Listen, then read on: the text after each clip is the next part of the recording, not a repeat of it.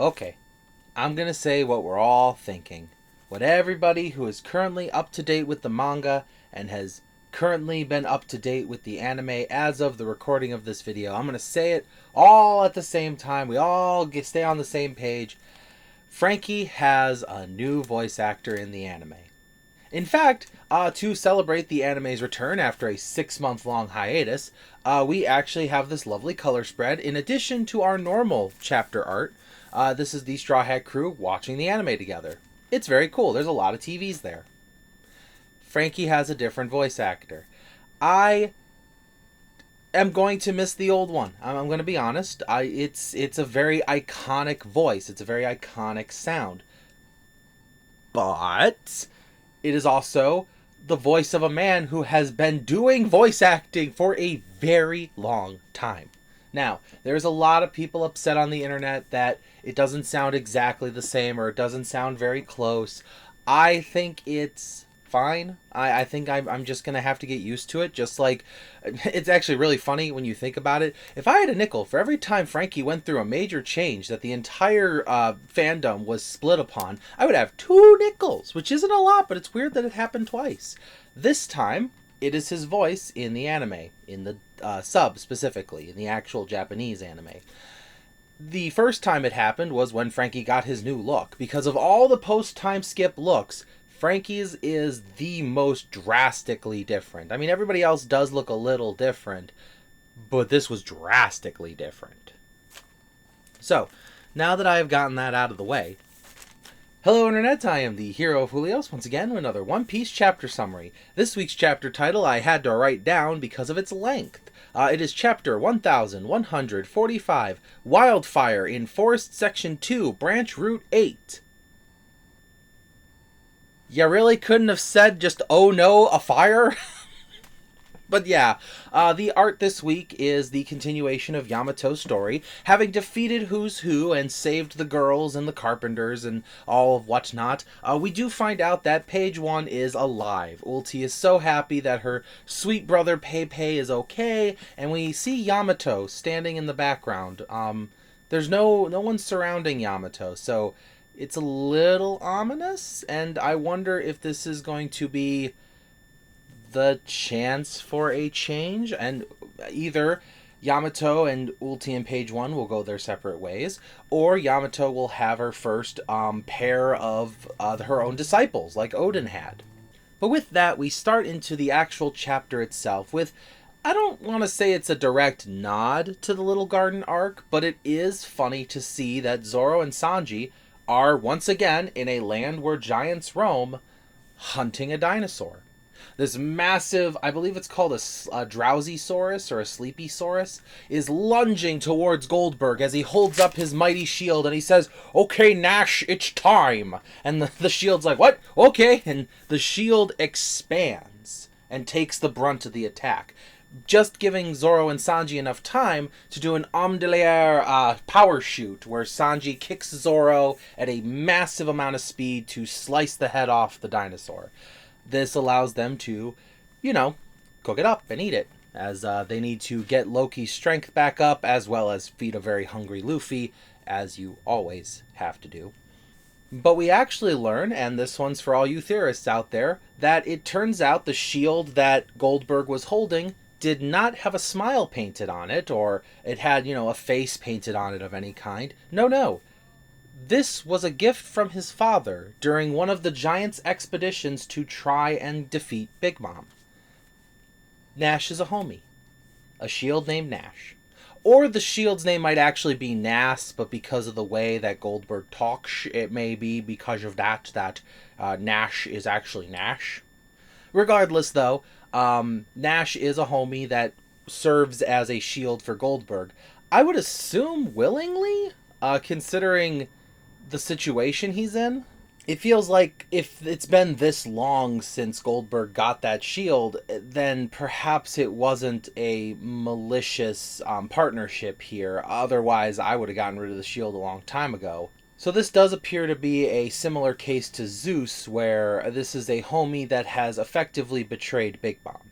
As this explanation is going on, though, Zoro and Sanji are like, "Oh, so he's kind of like Zeus," and Nash is like, "Oh, you guys know Mr. Zeus? Oh, he's a big deal among us homies. He's one of the top commanders." And they're like, "Yeah, well, now he's our navigator's servant. So, if you consider him to be above you, and Nami is above you, you work for Straw Hat Luffy now. But I mean, actually, you already worked for Straw Hat Luffy because you're a part of the new Giant Warrior Pirates.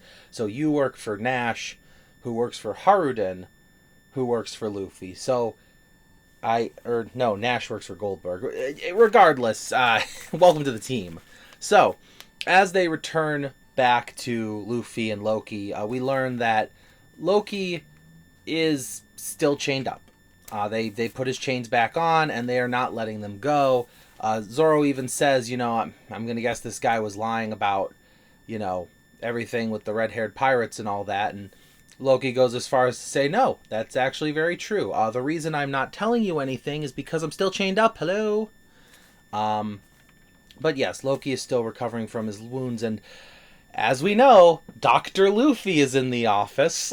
So he takes a giant piece of meat and slams it into Loki's face. Loki tries to eat, but he's lying down, so he's having a hard time. He asks someone to prop him up at least so that he can, properly eat. He gags a little on his food, and Luffy's like, "Okay, hang on, I got something for you." And Luffy grabs a big old hot cup of, tea for him as Luffy accidentally spills it on him. The man's ending up more injured than he was previously, and Gerd is perfectly okay with this.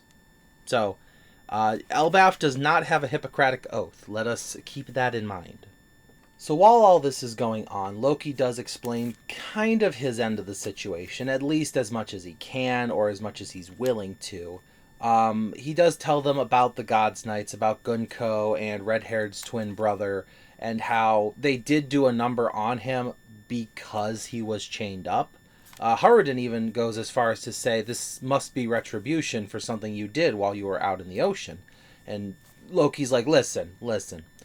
If I wasn't chained to a tree, that fight wouldn't have happened, because I would have just won. If they had met me while I was out there, I'd have found out where they came from, and I'd have taken over the world. So let's be clear. I was chained to a tree. And I would like that to be clear to people who are, power scalers out there right now, being like, "Oh, look how much damage, Gunko and Shamrock did to Loki." He was chained to a tree. The man couldn't move. Heck, he had one chain on his leg, and he was going to chop down Elbaf. So, chained to a tree. But Loki does assure Luffy that he does know something about Red-Hair's whereabouts, and is willing to tell him if you take the chains off. But for now, I understand your mistrust. In addition, though, I would like to let you know that you and I kind of share a little bit of history here. We both have a great pirate that we met in our childhoods that we wish we could have set sail with, the one that inspired us to be the person we are today. As Loki has his own little mini flashback. Him talking to a silhouette and demanding that silhouette takes him out to sea with him. That silhouette tells him, "You're just a kid. You're too young, you're too weak to be on my crew."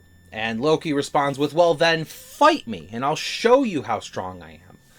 This silhouette then proceeds to kick the crap out of Loki. Mind you, Loki was a monster since childhood. This is Odin levels of childhood menace.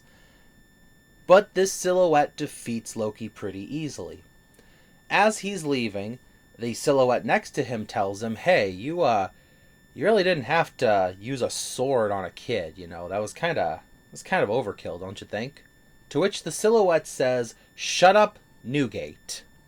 To be fair, we don't know how long ago this conversation took place. We also only have the vague silhouettes to go off of. But there are only 2 pirates who have conversed with Newgate in the past. There are only 2 pirates who Newgate was on friendly enough terms to visit places like Elbaf with. This was probably Rox, which is amazing to continue the parallels between Luffy and Loki. If this is Roger, that would also be pretty cool, but I feel like it's closer to being rocks, considering the level of authority and the shut up Newgate. I feel like Roger would have just been like, what do you know? Not, that's an order, shut up kind of deal. Loki laments that he was born in the wrong era. Much like any teenager who listens to music from 2 decades ago and says, I was born in the wrong era. This young Loki realizes that, unfortunately for him, he was born too early to explore the moon and too late to explore the ocean. But that's all we get on Loki's little backstory. I'm sure we're going to learn more soon. But for now, let's cut to the children, who are walking towards their doom again, as Sommers is laughing it up, and Gunko even, watching the flames grow, and Sommers laughing. He says, hey, it wouldn't be funny if, they woke up because of the fire, and then they started screaming for their parents right before they died, and then their parents had to watch their children burn. Sommers is awful. You know what? There's a big theory going around that Gunko is going to betray the God's Knights. Gunko is a spy for the Revolutionary Army, or a clone of Ginny, or a legendary figure that we haven't seen yet, or a former member of Roger's crew, or the mysterious silhouette from the chapter where Vegapunk said, whoever claims the One Piece. Who knows? Maybe it was Gunko. Maybe Gunko has a sword and we just haven't seen it yet. Maybe it's an arrow sword. Whatever the reason, I think it would be kind of cool if Gunko's betrayal started with maybe taking out Sommers. Because let's face it, if she's the woman who's never known love, according to Sommers, would her attacks not go right through his thorns? Would his thorns not be able to do anything to her because she's never known love? Therefore, because she feels nothing towards anyone, his vines can't hurt him or can't hurt her? It would be an interesting take on things. But regardless of that, as they are watching the flames, we see that Saul has defeated Fenrir and is trying to get to the kids, and the fire brigade is, trying to put out the fire as much as they can. Their hoses are on maximum pressure, but it's still not enough, because sometimes there's just too much fire. The giant warrior pirates would do something about it, them and Gabon, but there's just too many children's nightmares going around, and unfortunately, this is a perfect storm. Like I said, I've said it a couple chapters now. Those three are the perfect capture team.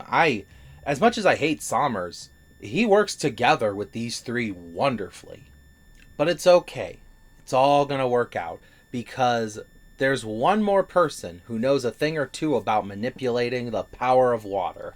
Jinbei uses a big ocean current shoulder throw and douses the flames himself, which says a lot about Elbathian firefighting technology if one fishman can put out more fire than your most elite fire brigade. But we'll get to that later. Jinbei saves the children, the fires are out, and everything is going to go well. This is good. The fire's gone, the nightmares are being taken out by the giant warriors, and we have to go get Sanji to, get the thorns off the key. Well, actually, no, we don't even need Sanji. In fact, we're not even going to need Sanji's, because with my lack of love theory, because as Saul showed us, all you got to do is lasso the back one, pull that one in place, maybe stick down a couple tacks, and then just lasso the next one, and eventually you'll get them all, especially if multiple people get in on it, because then we can, speed things up a little. Because ropes feel nothing. Ropes can't hurt the little children, which is great.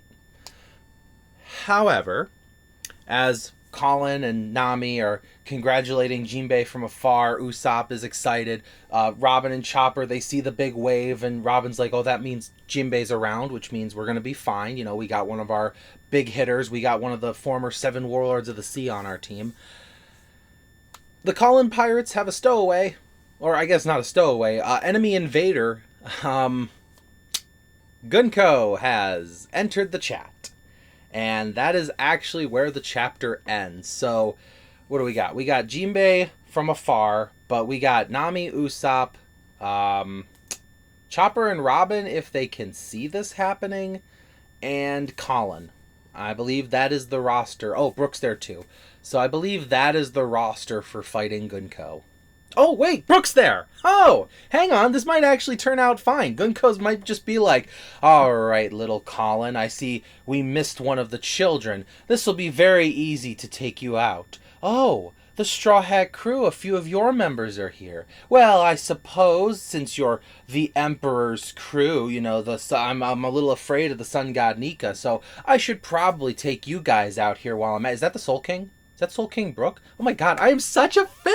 And then that just derails completely. So, optimistic theory, Gunko fangirls too close to the sun and turn sides right there. Pessimistic fan theory, we're in for a lot of pain. A lot of arrow related pain. So, let me know in the comments below. Do you think it's going to be arrow-related pain, or do you think we're going to fangirl as close to the sun as possible? Either way, I'd love to hear your thoughts. Thank you for watching as always, and I will see you in the next episode. This is the Hero of Julios, Xing out.